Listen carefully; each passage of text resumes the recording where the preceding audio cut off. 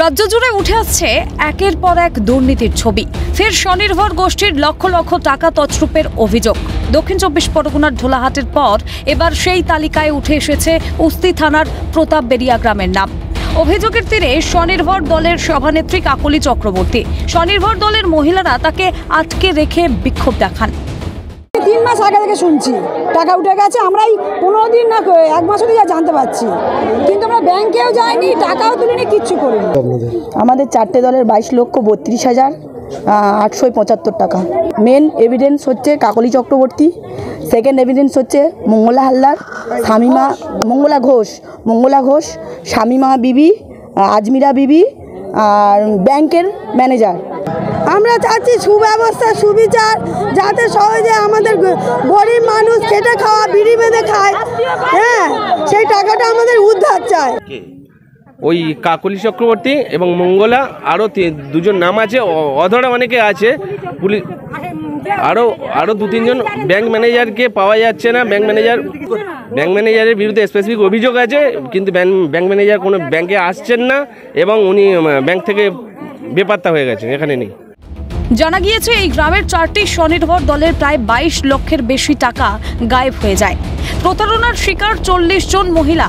দলের সভানেত্রী সহ পঞ্চায়েত স্তরের সংঘনেত্রী মঙ্গলা ঘোষকে গ্রেপ্তার করে পুলিশ। অভিযোগ উঠেছে স্থানীয় গ্রামীণ ব্যাংকের ম্যানেজারের বিরুদ্ধেও। অভিযুক্ত ব্যাংক ম্যানেজার পলাতক। ধৃত কাকলি চক্রবর্তীর স্বামী এ বিষয়ে মুখ খোলেন।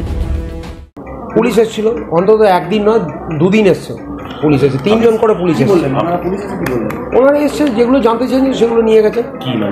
জানতে চেয়েছে উনি কবে এসছেন, এখান থেকে লোন দিয়েছেন কিনা, এবং লোনগুলো দেওয়ার ব্যাপারে ওনার কোনো 2 নম্বর কিছু ছিল কিনা, কিন্তু আমাদের কিছু দেখাও নেই, জানাও নেই।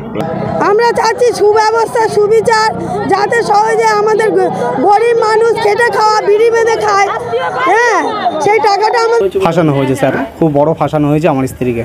এখনও 10 দিন 12 দিন মানে যে লোকাল থানায় ওখানে ছিল, আজ 2 দিন হচ্ছে ডায়মন্ড জেলে আছে। আর অভিযুক্তদের শাস্তির দাবি জানান শাসক দলের নেতা। অপরদিকে বিরোধীদের নিশানায় শাসক দল। আমরা তো সবাই চেষ্টা করছি, আমরা সবাইকে জানিয়েছি যে গরিব মানুষের টাকা কোনো রকম ফিরিয়ে দিতে, যে টাকা যে কোনো প্রকার ওদের রিফান্ড করতে হবে। এবার দেখা যাক বিডিও সাহেব কী করেন, যারা দপ্তরে বড় বড় আধিকারিক আছেন তারা দায়িত্ব নিয়ে কী করে দেখা। শাসক দল তাদের মহিলাদের স্বনির্ভর গোষ্ঠী নিয়েও রাজনীতি করছে, চুরি চালাচ্ছে সংঘ সমিতির নাম চালিয়ে।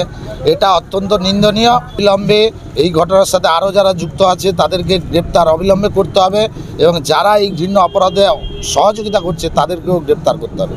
আমরা অবিলম্বে তাদের গ্রেপ্তারের দাবি জানাচ্ছি। রাজ্য জুড়ে একের পর এক উঠে আসছে দুর্নীতির ছবি। স্বনির্ভর গোষ্ঠীর উপরেও পড়েছে তার ছায়া। সৈকত ঘোষের রিপোর্ট, ক্যালকাটা নিউজ।